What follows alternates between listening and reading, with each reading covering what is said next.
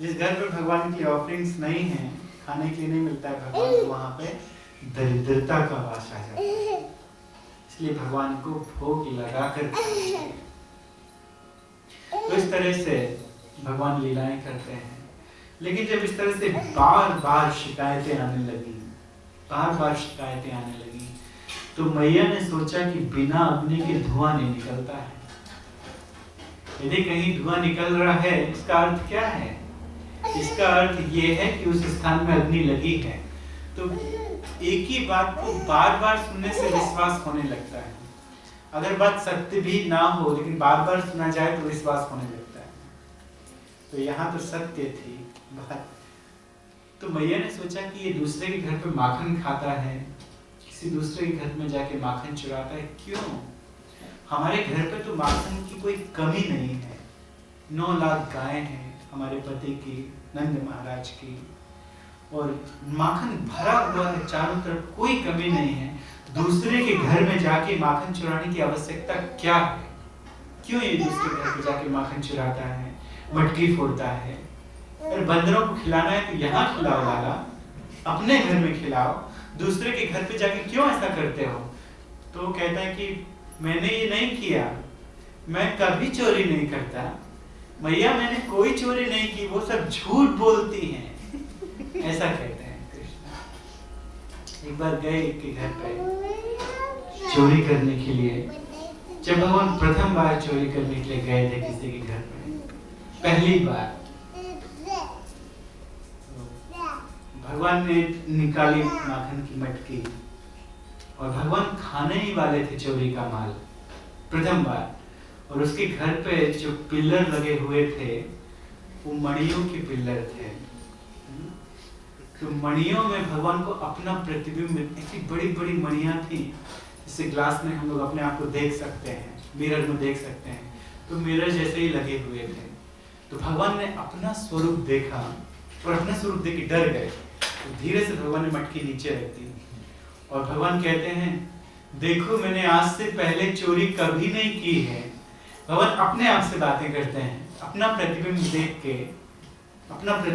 के भगवान ऐसा कहते हैं कि देखो मैंने पहले चोरी कभी नहीं की है, मैं पहली बार यहाँ पर आया था माखन खाने के लिए, मुझे माफ कर दो। एक काम करो, मैं तुम्हें माखन दे देता हूँ, ये तुम माखन खा लो। और भगवान निकाल के और उसको वहीं पे पिलर में खिलाने लगते हैं। तो वो पिलर है तो माखन गिर जाता है। तो नहीं खाना, पूरा माखन चाहिए, अच्छा ठीक है पूरा ले लो। तो उसको मटकी देने लगते हैं तो वो भी नहीं लेता, मटकी गिर जाती है। जैसे जब कृष्ण ऐसे हाथ करते हैं तो उसका हाथ भी आगे आता है, फिर हाथ में देने की कोशिश करते हैं वो मटकी गिर जाती है। तो भगवान कहते हैं नहीं खाना। तो भगवान उसको कहते हैं अगर तुमको नहीं खाना तो मत खाओ, जाओ। और भगवान ऐसे करके निकल जाते हैं। तो देखिए भगवान ऐसी लीला करते हैं कि छोटे से हैं, भगवान अपना प्रतिबिंब देख के भगवान ऐसा कहते हैं तुम्हें जिसको बताना है जाके बता देना, जाओ बता देना, नंद बाबा का लड़का हूँ। वहां से निकल जाते हैं, राजा का लड़का हूँ, कोई विश्वास नहीं करेगा, तो निकल जाते हैं। तो मैया ने सोचा, ये निष्कर्ष निकाला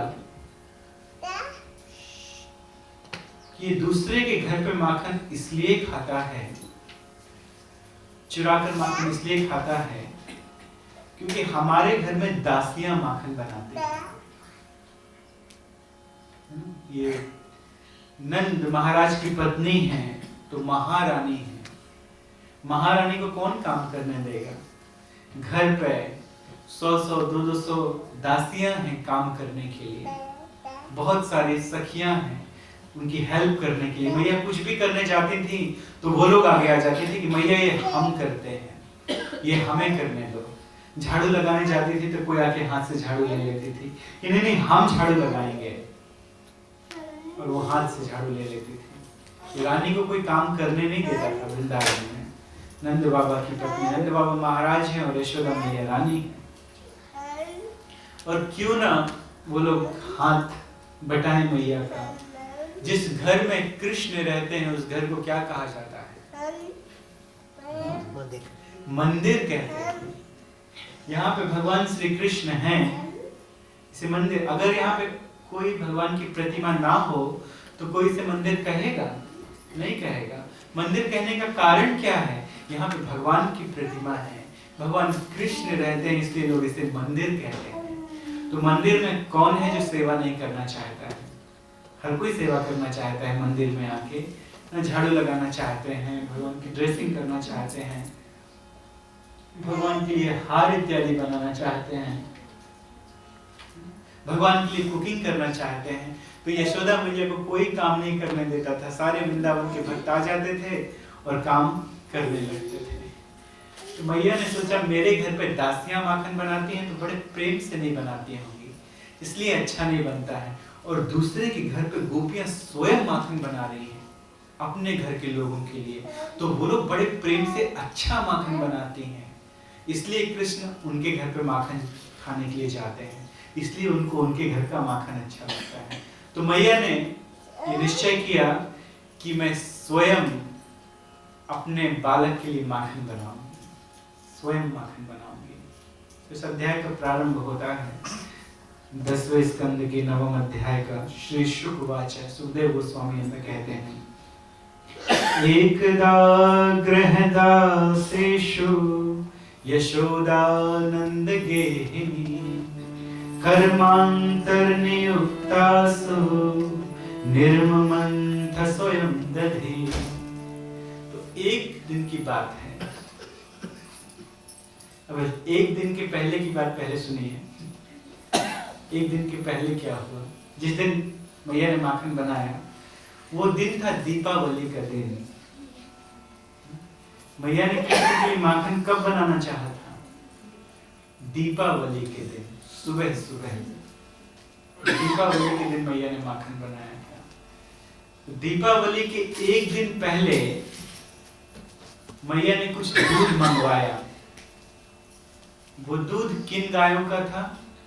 वो दूध उन गायों का था जिन गायों का नाम था पद्मगंधा। पद्मगंधा गायों का दूध मैया ने मंगवाया था।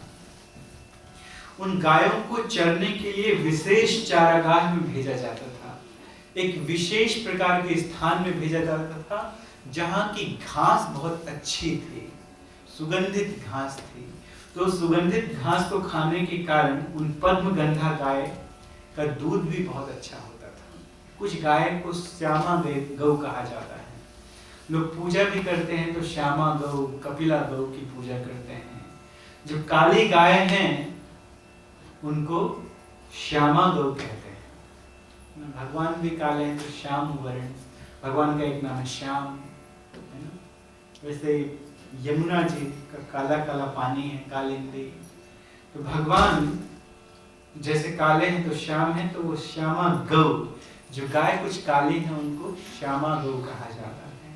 जो गाय कुछ लाल रंग ली हुई हैं उन्हें कपिला गौ कहा जाता है। अधिक दूध देती, श्यामा गौ, कपिला गौ अधिक दूध देती। तो कुछ ऐसे गाय हैं जिन गायों का नाम है पद्मगंधा, क्योंकि उनके दूध से कमल की जैसी सुगंध आती है, कमल की जैसी खुशबू आती है। तो उन गायों का बहुत सारा दूध मंगाया और दीपावली के एक दिन पहले रात्रि में उसको बहुत गर्म कर लिया, अच्छे से गर्म किया, गाढ़ा हो गया जब दूध, तब उसमें रात में थोड़ा सा दही डाल दिया और जमने के लिए रख दिया। दूध को कैसे जमाया जाता है? थोड़ा सा दही डाल देते हैं तो दूसरे दिन जम जाता है। विश्व भर में अगर कहीं का दही प्रसिद्ध है तो वो प्रसिद्ध है बिहार का। भारत में बिहार का दही बड़ा प्रसिद्ध है, क्योंकि वो लोग दूध को बहुत औटाते हैं, बहुत औटाते हैं। जब दूध थोड़ा लाल लाल हो जाता है औटाने के कारण, गाढ़ा गाढ़ा लाल हो जाता है, तब उसमें वो जामुन डाल के जमने के लिए रख देते हैं। तो सुबह एकदम जमा होता है, बिना शुगर मिलाए उसको चम्मच से खाया जा सकता है, काट कर के। मीठा दही, मीठा दही, उसको मिष्टी दही भी कहा जाता है। उसी को बंगाल में मिष्टी दही कहते हैं, बिहार के उसी दही को। बिहार में ही ऐसा दही खाने के लिए मिलता है, बहुत उसको उबाल के, ज्यादा उबाल के। और तो इसी तरह से गोकुल में, ब्रज में सारी गोपियां बहुत ज्यादा अच्छे से उबालने के बाद और फिर उसका माखन बनाती हैं। माखन कैसे बनाती हैं कि दूसरे दिन दीपावली के दिन सुबह सुबह उसको रख देती हैं, एक पात्र में रखती हैं, बड़े से पात्र में उसे डाल देते हैं। तो दीपावली के दिन मैया ने उसको एक पात्र में डाल दिया सुबह सुबह। ये घटना दीपावली की है। जब एकदा कहते हैं सुखदेव गोस्वामी, इसका अर्थ है दीपावली। वो एकदा दीपावली है, वो एकदा कार्तिक का समय है। कार्तिक बहुत पवित्र है। और ये कौन सा महीना चल रहा है? कार्तिक का महीना चल रहा है और ये महीना बड़ा पवित्र है। राधा रानी का एक नाम है कार्तिका देवी। और भगवान राधा रानी से कितना प्रेम करते हैं, तो उनके महीने से भी भगवान प्रेम करते हैं। इसलिए भगवान कहते हैं मैं कार्तिक हूँ। भगवत गीता में इस बात को भगवान कहते हैं। जो श्लोक है वेदा नाम साम वेदो अस्मि, उसमें आता है कि मासा नाम मार्ग शीर्षोस्मि। भगवान कहते हैं कि महीनों में मार्ग शीर्ष हूँ। और मार्ग शीर्ष किसको कहा जाता है? अंतिम महीनों को। नवंबर दिसंबर का महीना इन्हें मार्ग शीर्ष कहा जाता है। तो भगवान कार्तिक भी हैं, क्योंकि इसी नवंबर के महीने में कार्तिक चल रहा है। तो भगवान मार्ग शीर्ष, तो ये भगवान का महीना है। ऋतु नाम कुसुमाकर, और भगवान ऋतु में वो ऋतु है जिसमें नए नए पुष्प आ जाते हैं। तो किस ऋतु में नए नए पुष्प आते हैं? स्प्रिंग में। और यहाँ भी क्या चल रहा है? स्प्रिंग है। तो भगवान कार्तिक हैं, भगवान स्वयं कार्तिक हैं। कार्तिक के महीने में अगर कोई थोड़ी भी भगवत गीता सुन लेता है, श्रीमद् भागवतम सुन लेता है, भगवान की कथा सुनता है, तो वो धन्य है, वो धन्य है। और ये कर्म 100 जन्मों तक उसके साथ चलते हैं। कोई बहुत बड़े बड़े दान किए जाएं, यज्ञ किए जाएं और कोई पुण्य कर्म किया जाए तो वो एक जन्म तक उसके साथ में रहते हैं। लेकिन कार्तिक मास में यदि कोई पुण्य कर्म किया जाता है, दान इत्यादि दिया जाता है, भगवत गीता भागवतम सुनी जाती है, तो ये कब तक रहता है? ये 100 जन्मों तक साथ में रहता है। बड़े बड़े यज्ञों को करने से ज्यादा श्रेय करता है। दानों में सबसे बड़ा दान कौन सा दान है? कन्यादान। कन्यादान को बड़ा श्रेष्ठ माना जाता है। कन्यादान से भी बड़ा कौन सा दान है? गौदान माना जाता है। गौ का दान बड़ा श्रेष्ठ है। और गौदान से बड़ा कौन सा दान है? विद्या का दान। विद्यादान अर्थात श्रीमद् भागवतम का ज्ञान देना, श्रीमद् भगवत गीता का ज्ञान किसी को देना, या पूरी भगवत गीता ही किसी को प्रदान कर देना, गीता दान, भागवत दान। ये विद्या दान उससे भी बड़ा दान है। कोई कितना भी बड़ा दानी हो जाए, कुछ भी दान कर ले, लेकिन अगर भगवान का भक्त नहीं बना, भगवान की कथा नहीं सुनी, तो सारे दान व्यर्थ हैं।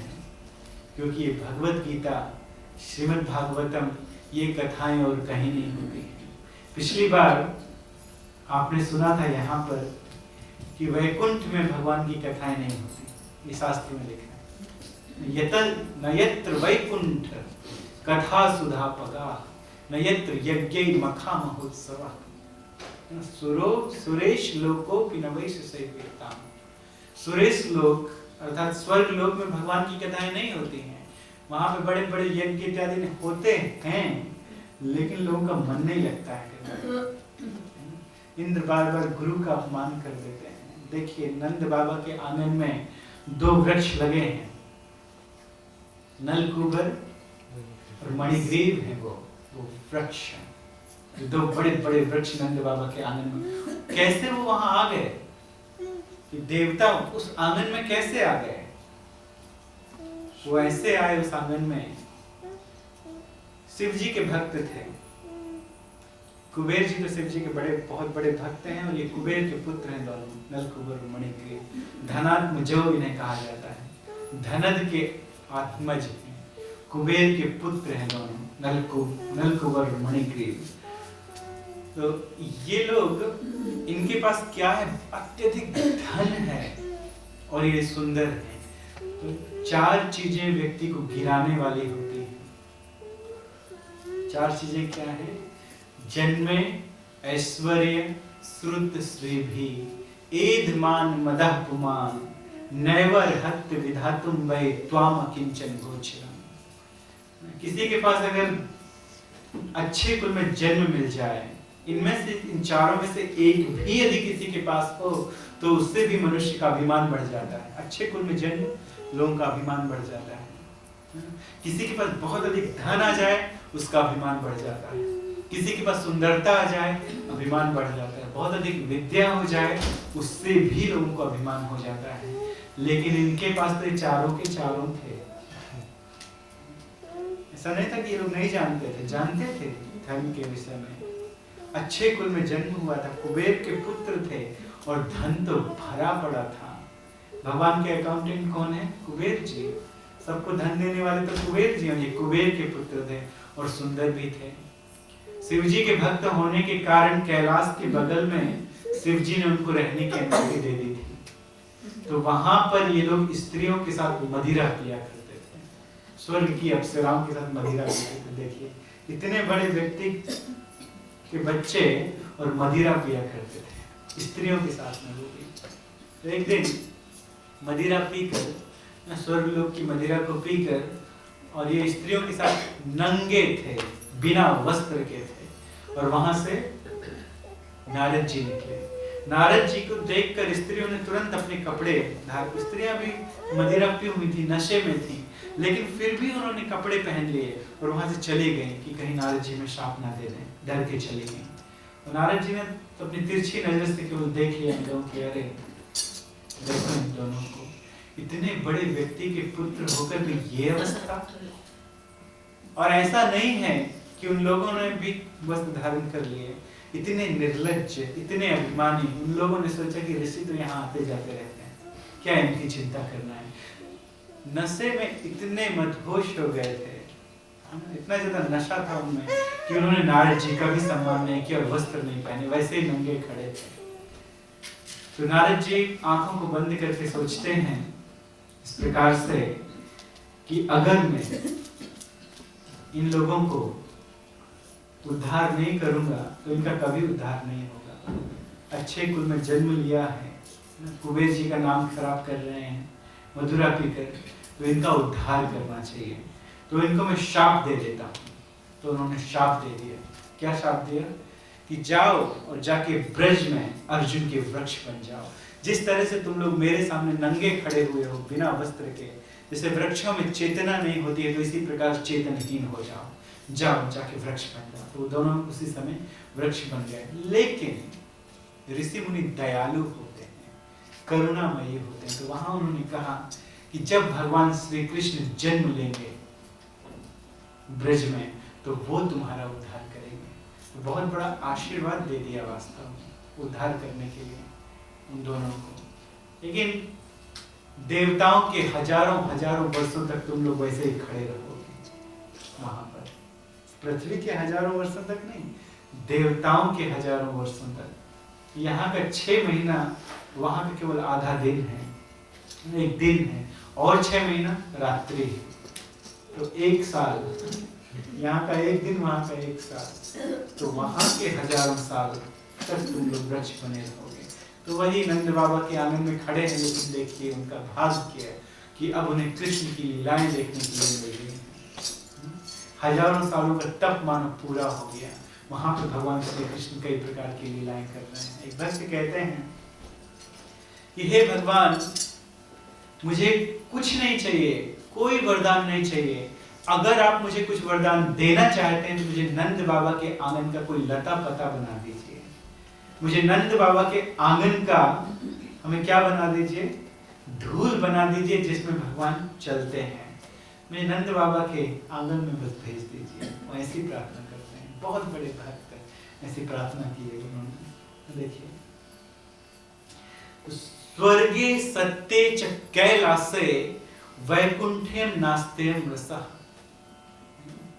अतः पिबन्तु सद्भाग्या मामा मुंचति गर्हिचित। जब हम लोग किसी को बुलाते हैं कि कथा में आइए, तो लोग कहते हैं कि माँ नहीं आएंगे, नहीं आएंगे।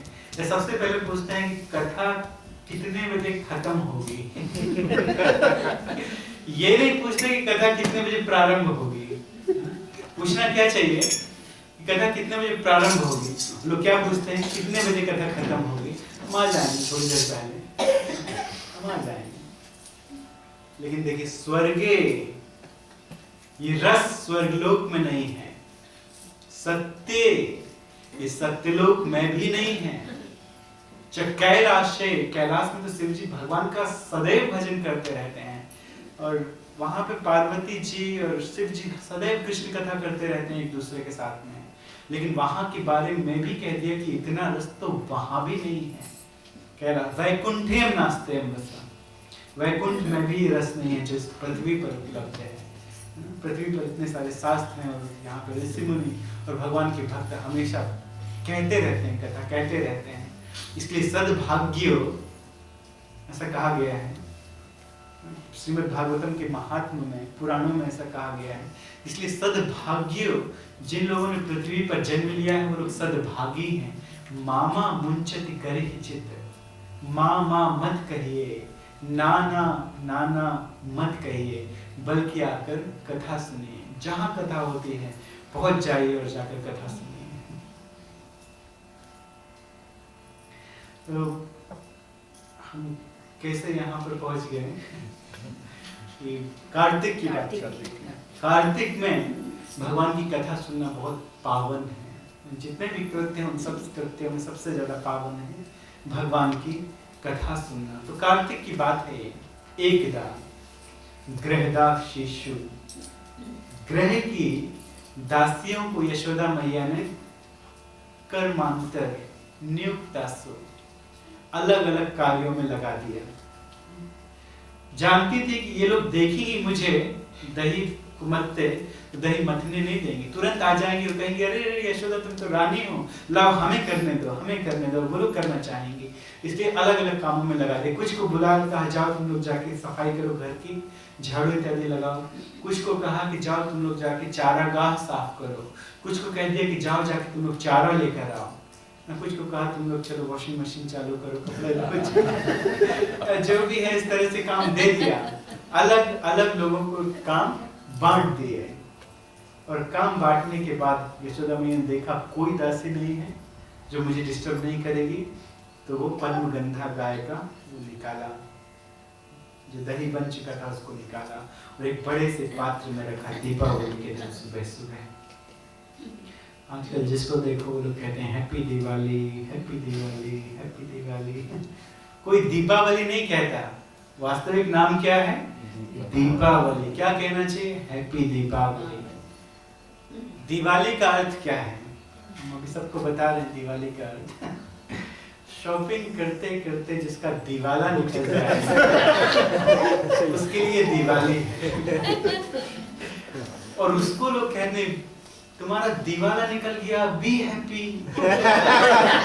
तुम्हारा दिवाला निकल गया, be happy, happy Deepavali, happy Diwali, happy Diwali.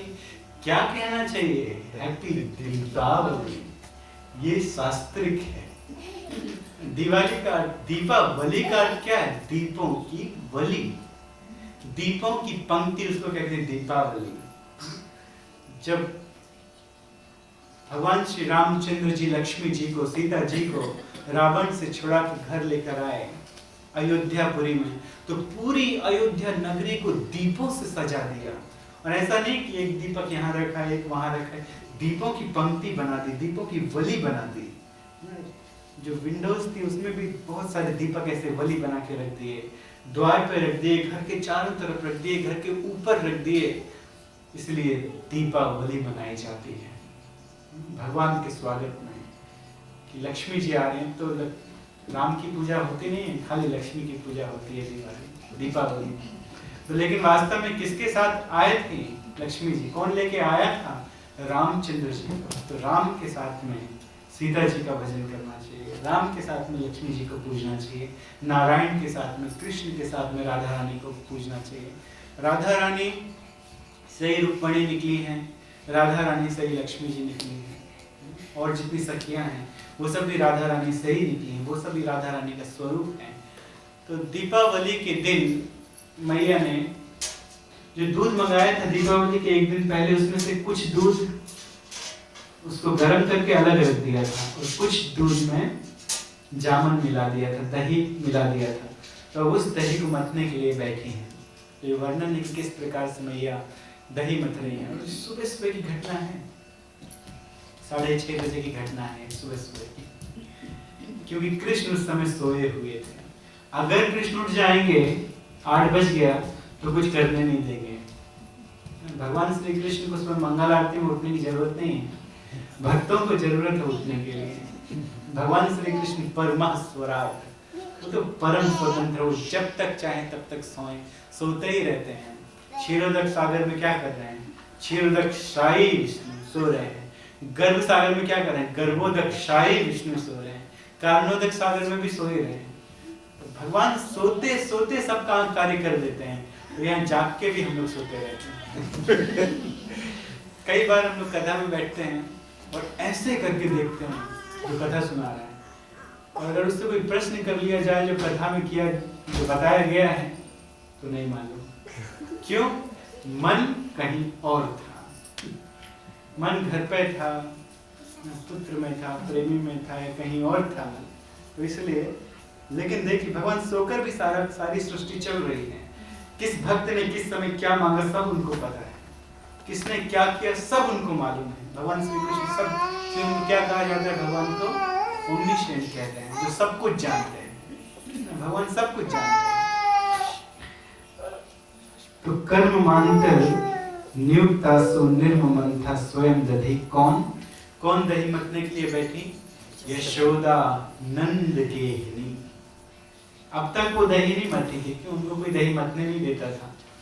घर पे इतनी सारी दासियां थी तो मतने की भी जरूरत नहीं थी, लेकिन कृष्ण के लिए किसी दूसरे के घर में जाके चोरी ना करे, इसलिए वो दही मतने के लिए बैठी हैं। नंद गेहिनी, नंद बाबा की पत्नी कह के कहा जा रहा है कि वो रानी है, वो रानी बैठी है दही मतने के लिए। तो घड़े में दही डाल दिया और दही के बीच में एक मंथन दंड डाला। उस मंथन दंड के चारों तरफ क्या लगा दी? रस्सी लगा दी, और ऐसे करके दही मथा जाता है। घरड़ घरड़ घरड़ घरड़, तो आवाज आने लगी, घरड़ घरड़ घरड़ घरड़। मैया मथना शुरू की। लेकिन देखिए मैया भगवान के लिए कुछ कर रही है, तो कैसे कर रही है, इस बात को देखिए। यानी यानी है गीतानि तदबाल चरितानि च दधि निर्मंथने काले स्मरन्ति तान्य गायत। मैया भगवान की सेवा कर रही मनसा वाचा कर्मणा से। मानो सारे संसार को मैया बता देना चाहती हैं कि भगवान की सेवा कैसे की जाती है। मन भी भगवान में होना चाहिए, कर्म से भी उनकी सेवा करना है, और वचनों से भी। तो यानी यानी है गीतानि तद बाल चरितानि च। अब तक भगवान श्री कृष्ण ने जो बाल चरित्र किए थे, जैसी जैसी लीलाएं की थी, जैसे पूतना का उद्धार, सकटासुर का उद्धार, तृणावर्त का उद्धार, या भगवान का गोकुल में खेलना, गोकुल की गलियों में खेलना, गोपियों को आनंद देना, भगवान के सुंदर स्वरूप का वर्णन, भगवान का मिट्टी खाना। भगवान मिट्टी खा चुके थे इसके पहले, और दिखा चुके थे ब्रह्मांड मैया यशोदा को अपने मुख के अंदर, लेकिन मैया भूल गई उसको। नहीं, ये मेरी मति का भ्रम है। फिर देखा तो छोटी छोटी दतुलियां दिखाई दी। पहले तो ब्रह्मांड, लेकिन फिर बाद में दोबारा आंखें बंद करके फिर से देखा तो कुछ दिखाई नहीं दिया। भगवान फिर से रोने लगे, फिर मिट्टी दिखाई दी, तो तुरंत उंगली से मिट्टी निकाल ली मैया यशोदा ने। तो ये सब लीलाओं को मैया गा रही थी। कैसे गा रही थी? ऐसा नहीं था कि मैया यशोदा ने कुछ गीत लिख के रखे होंगे पहले, है ना, और उसके बाद देख के गा रही होगी उनको, ऐसा नहीं था। तुरंत बना के, क्योंकि ये नित्य सिद्ध भक्त हैं भगवान के, तो साधना सिद्ध नहीं है, ये नित्य सिद्ध भक्त हैं। ये साधना से सिद्ध होके नहीं बैठे हैं, ये पहले से ही सिद्ध है। तो मैया यशोदा ने गाना तुरंत, लीला को ध्यान किया, अपने मन में तुरंत गीत बनाया और गाने लगी। तो यानी यानी है गीतानि तद बाल चरितानि च। कब? दधि निर्मंथने काले, दधि मंथन के समय ये गीत मैया गा रही है। दधि मंथन के समय, दधि निर्मंथने काले स्मरन्ति तान्य गायत, चिंतन भी कर रही है मन से। मनसा वाचा कर्मणा। तो मन से किसका चिंतन कर रही है? भगवान की लीलाओं का, तद्बाल चरितानुचा, जो अब तक कृष्ण कर चुके हैं, और फिर वाणी से उनको गा रही है। स्मरंती तान गायक, और साथ में दधि निर्मंथने काले, दधि मंथन तो चल ही रहा है। तो कैसे सेवा हो रही है भगवान की? मनसा वाचा कर्मणा। अगर इस तरह से कोई भगवान की सेवा करता है, कोई भगवान को याद करता है, तो भगवान बहुत समय तक उससे दूर नहीं रह सकते।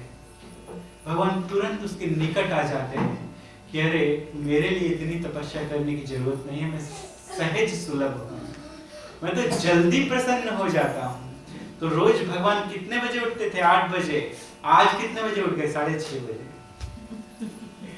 दीपावली के दिन भगवान को जल्दी उठ गए और उठ के आंखें बंद की भगवान ऐसे हाथ की मैया को पकड़ने के लिए। अरे मैया तो है नहीं, कहाँ गई मैया? तो रोज जब भगवान उठते थे तो मैया बाजू में रहती थी भगवान को अपना दूध पिलाने के लिए, लेकिन आज तो मैया थी नहीं। तो जब कोई नहीं मिला हाथ से, तब भगवान अपनी आंखें खोली धीरे से, देखा मैया तो है नहीं। और भगवान को लगी भूख, तो भगवान ने रोना शुरू किया। कोई साधारण बच्चा जैसे रोता है, आए आए आए करके, भगवान ने रोना प्रारंभ कर दिया। भगवान रोने लगे, है ना? और रोने लगे। बच्चे अपना कार्य कैसे करवाते हैं? रो के।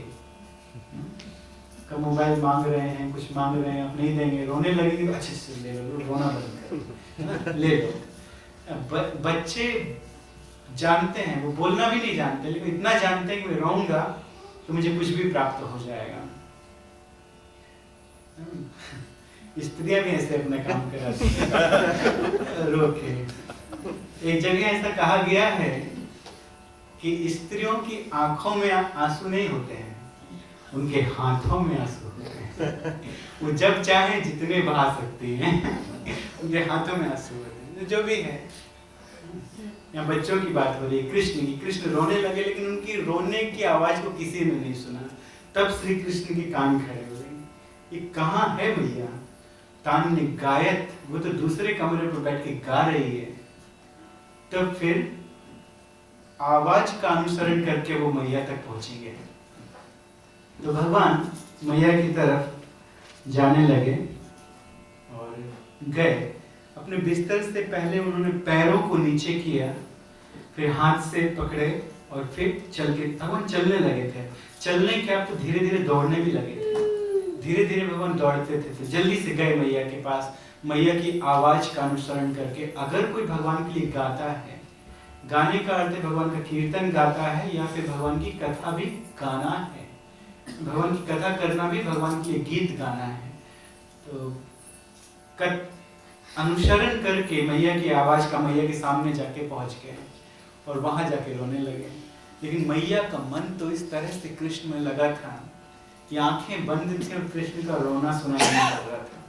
कृष्ण की लीलाएं मन में दिख रही थी और मैया के मन में ये भाव था कि आज ऐसा माखन बनाऊंगी, आज ऐसा माखन बनाऊंगी कि कृष्ण कभी किसी दूसरे के घर पे जाके चोरी नहीं करेगा, मेरे द्वारा बनाया गया ही माखन खाएगा कृष्ण। ये भाव था मन में। तो इसलिए मैया की आंखें बंद हैं, लगी हैं सेवा में अच्छी तरीके से। भगवान ने देखा, रे मैं आ गया हूँ, ब्रह्म तुम्हारे सामने आ गया है, तुमसे प्रसन्न है। अरे मेरे भक्त आंखें खोलो, मैं तुम्हारे सामने खड़ा हूँ। फिर भी आंखें बंद हैं। भैया ने सोचा कृष्ण ने कैसे मैया का ध्यान अपनी तरफ आकृष्ट करूं। अपनी बुद्धि लगाई और भगवान श्री कृष्ण नजदीक गए और जाके भगवान ने सोचा, अगर मैं इस मंथन दंड को पकड़ लूं जो बीच में घूम रहा है मटकी के, जोरों से वो घूम रहा था, धीरे से नहीं, जोरों से, घरड़ घरड़ घरड़ घरड़ आवाज आ रही थी और जोरों से घूम रहा था। मोटा सा मंथन दंड, बड़ा मोटा था। और कृष्ण के हाथ कैसे हैं? छोटे छोटे हाथ हैं, बहुत छोटे, छोटा सा बच्चा है, अभी 6-7 साल का बच्चा है। और वो अगर पकड़ लेगा उस मंथन दंड को जिसमें रस्सी है, तो क्या होगा? हाथ में चोट लग सकती है, हाथ में चोट लग जाएगी। लेकिन कृष्ण सोचते हैं, अगर मैं इस मंथन दंड को पकड़ लूं तो ये रुक जाएगा और फिर मैया मेरी तरफ देखेगी। तो कृष्ण ने ऐसा सोचा और सोच कर उस मंथन दंड को पकड़ भी लिया। तो जो मंथन दंड जोर से घूम रहा था, घरड़ घरड़ घरड़ घरड़ घरड़, उसमें ब्रेक लग गया, करके ब्रेक लग गया, वो रुक गया वो तुरंत। तब मैया की आंखें खुली तो मैया ने देखा कृष्ण आए। अच्छा ये उठ गया, जल्दी उठ गया। सोचना ये चाहिए था मैया को, इतने छोटे से बालक में इतनी शक्ति कहां से आई जो इसने मंथन दंड को पकड़ के रोक लिया। लेकिन मैया सोचती क्या है, देखो बालक बड़ा हो रहा है, इसकी बुद्धि बढ़ रही है, देखो मेरा ध्यान आकृष्ट करने के लिए इसने क्या किया, इसने मंथन दंड को ही पकड़ लिया। मेरा ध्यान आकर्षित करने के लिए इसने कैसी युक्ति लगाई, तो इसकी बुद्धि बढ़ रही है, बच्चे की बुद्धि का विकास हो रहा है। तो ये जान के मैया को प्रसन्नता हुई। तो वृंदावन के भक्त ऐसे हैं, उनके हृदय में ऐश्वर्य आता ही नहीं है भगवान का, तो बहुत भोले भाले हैं। कृष्ण को लाला ही समझते हैं, छोटा सा। कृष्ण कुछ भी करे, पूतना को मारे, सकटासुर को मारे, गोवर्धन उठाएं, लेकिन उसके बाद भी वो कृष्ण को लाला ही मानेंगे, कृष्ण नहीं समझेंगे, वो भगवान नहीं समझेंगे।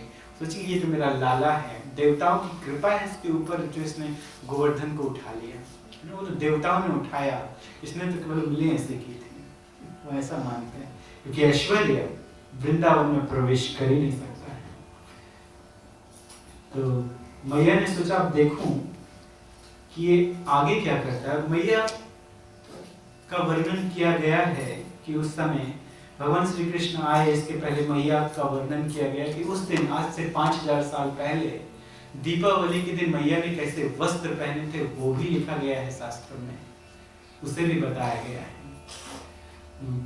क्षोमं वासः पृथुकटितटे विप्रतिसूत्र नद्यं पुत्रस्य स्नेहसुनुतकुचेवं जातकंपं च शुभ्रू रज्ज्वाकर्षश्रं भुज चलत कंकणौ कुंडले च सुन्नं वक्त्रं कबरविगलं मालते निर्ममंथः। ऐसा लिखा गया है कि उस दिन मैया यशोदा ने क्षोमं वासः, मैया की जो लहंगा चुनरी थी वो पीली केसरिया रंग की थी और रेशमी थी, रेशमी कपड़े पहने थे मैया ने। जब पूजा किए जाते हैं, जब पूजा की जाती है और कोई पवित्र दिन आता है, त्योहार आता है, तो स्त्रियां रेशमी साड़ी पहनती हैं। तो पीली केसरिया, दीपावली का दिन था, पवित्र दिन था, तो उस दिन मैया ने सुबह सुबह अपने आप को भी पवित्र किया, पवित्र करके मैया ने पीली और केसरिया रंग की साड़ी पहनी, लहंगा इत्यादि पहने। क्षोमं वासा पृथु कटितटे विप्रतिसूत्र नद्यम, पतली कमर है मैया की और पतली कमर में सूत्र नद्यम। तो मानो सुखदेव गोस्वामी देख रहे हैं लीला को और देख कर बता रहे हैं। मैया ने अपनी कमर में बेल्ट पहना हुआ था, सोने का बेल्ट लगा हुआ था, उनकी करधनी जिसे कहा जाता है, तो लहंगे के ऊपर करधनी थी। प्रतिकटितटे विप्रतिसूत्र नद्यम पुत्रस्य स्नेहसनुतकुचयुगं जातकंपं च शुभ्रू। अभी पुत्र, ये पहले की बात है, पुत्र के आने के पहले की बात है। तो पुत्र के लिए माखन बना रहे थे, लेकिन स्नेह इतना था, इतना अधिक स्नेह था कि पुत्रस्य स्नेहसनुतकुचयुगं, उनके स्तनों से दूध चू रहा था, ममता के कारण, स्नेह के कारण, कृष्ण से स्नेह के कारण। और जातकंपं च शुभ्रू, उनके स्तन भी कांप रहे थे। तो एक तो श्रम के कारण उनके स्तन कांप रहे थे, श्रम हो रहा था। गोस्वामीगण कहते हैं मैया यशोदा कृष्ण के लिए माखन बनाने जा रही है। तो आज कृष्ण जब उठेंगे तो मैया के द्वारा बनाया गया माखन ही खाएंगे। ऐसा कौन सोच रहा है? मैया के स्तन का दूध सोच रहा है। तो मैं तो व्यर्थ हो जाऊंगा, आज कृष्ण मुझे नहीं पिएंगे, तो डर के मारे वो स्तन कांप रहे हैं। गोस्वामी गण ऐसा लिखते हैं, जातकंपं च शुभ्रू रज्ज्वाकर्षश्रं भुज चलत, रज्जु के आकर्षण से, रज्जु खींचने से, भुज चलत, भुज के चलने से श्रम हो रहा है। तो कंकड़ो कुंडले च, मैया ने हाथ में कंगन पहने हैं, चूड़ियां पहनी हैं और कानों में कुंडल है। मैया इतना अच्छा गा रही है, कोई करताल बजाने वाला नहीं था, तो मैया के कंकड़ों में सोचा कि हम बजते हैं, तो करताल के जैसे बड़ी सुंदर ढंग से बजने लगे। और कुंडल, करताल भी बज रही है ना, और घर घर मृदंगी भी बज रहा है, तो कुंडलों ने सोचा क्यों ना हम नाचें, तो कुंडल नाचने लगे।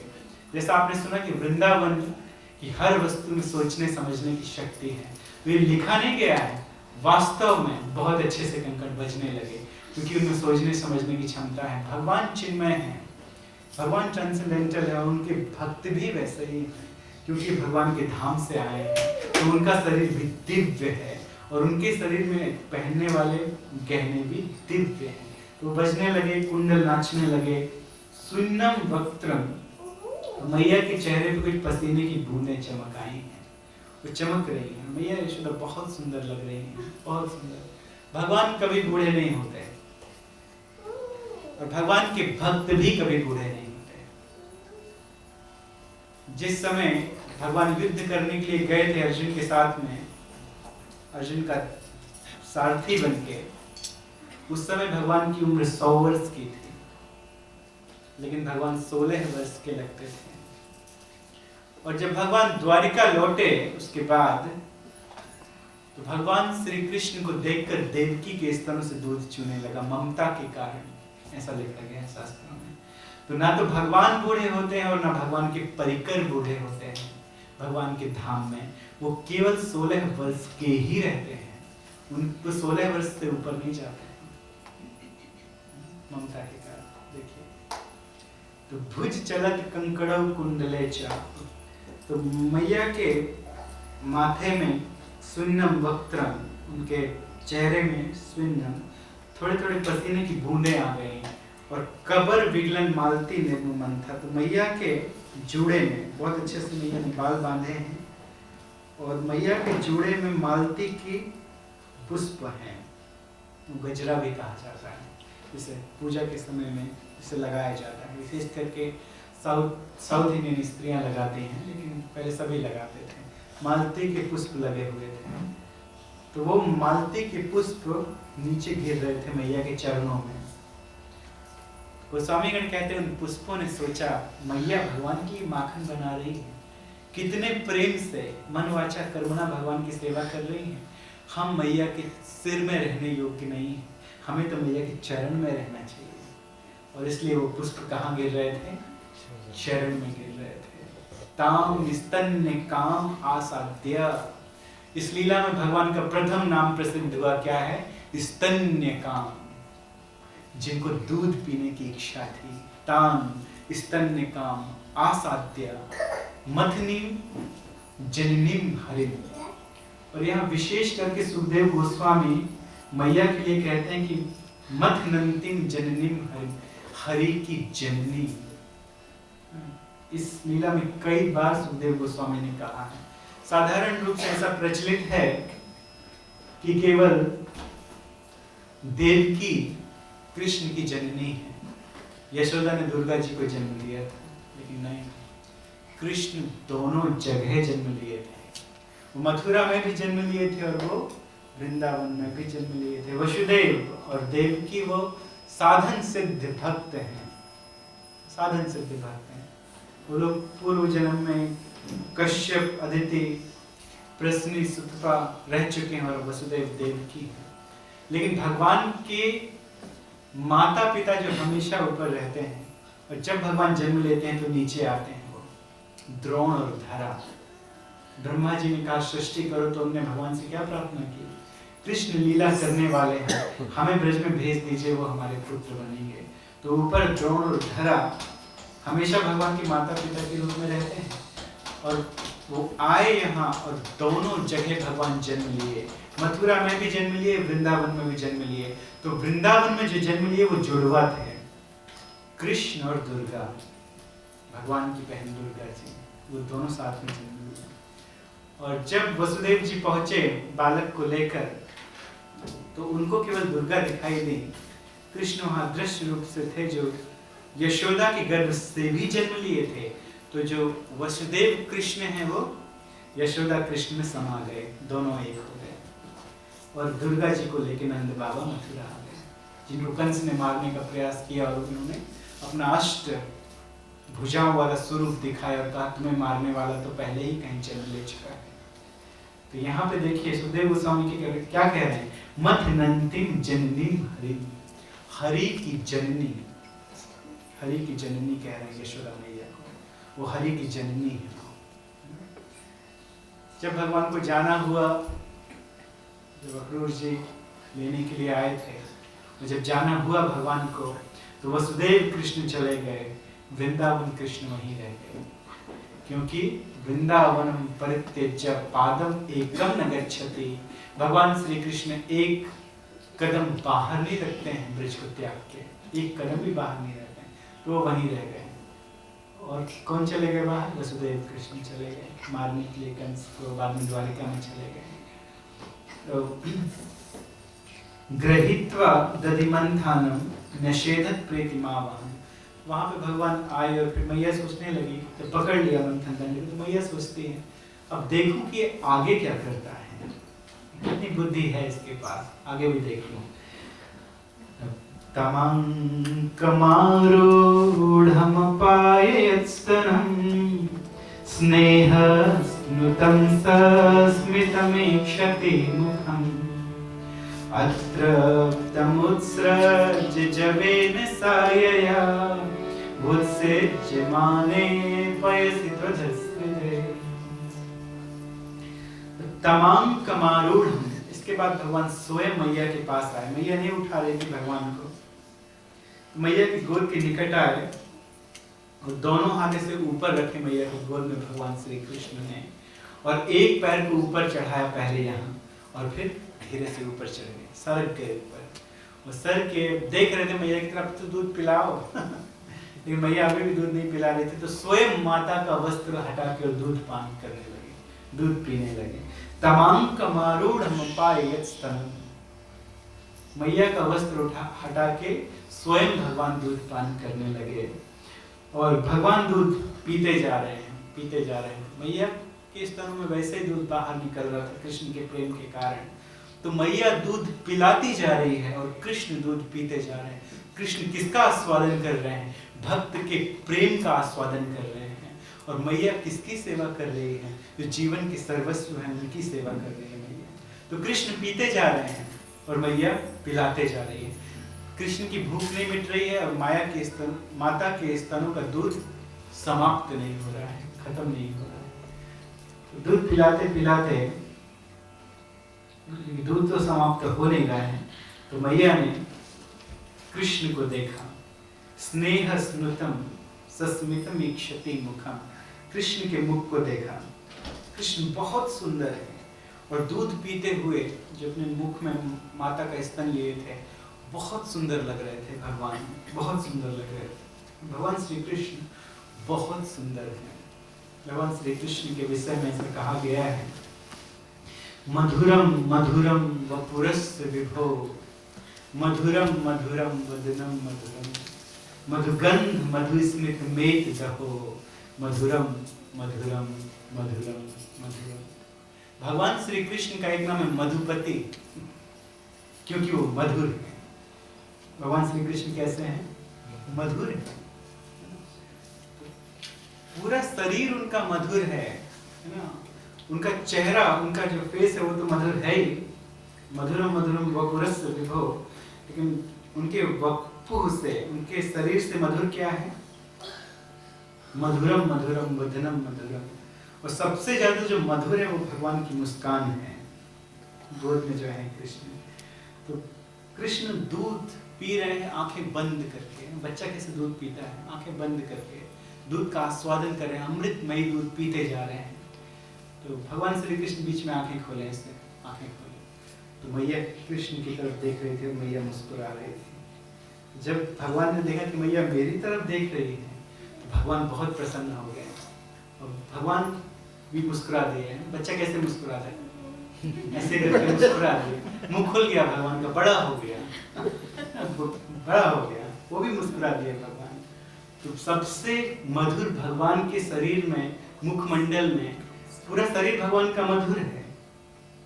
उससे मधुर है भगवान का मुखमंडल, लेकिन जो सबसे मधुर है मधुगंध, मधु स्मित मेत हो, मधु की गंध के समान मधुर भगवान की मुस्कान। इस तरह भगवान मधुर हैं, मधुर हैं, मधुर हैं, मधुर हैं। एक बार एक मायावादी गुरु जिनका नाम था मधुसूदन सरस्वती, वो मायावादियों के गुरु थे। छोटे मोटे मायावादी नहीं थे, बहुत